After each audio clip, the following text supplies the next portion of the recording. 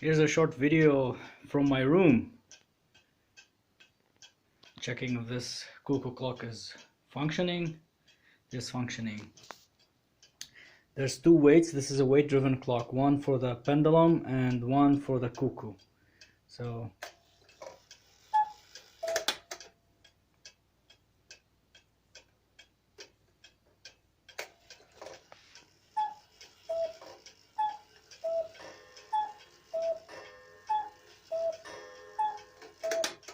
the Cuckoo is functioning, pendulum, as you see, it's also functioning. If you don't want the Cuckoo to work, you can just remove the weight simply. That's it.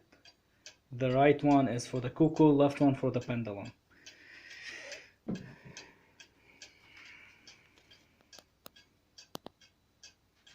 Those are vintage clocks. Anyway, hope this video helps. One more thing, if I'm gonna be shipping this Cuckoo clock, I have to remove I'm thinking about removing the chains.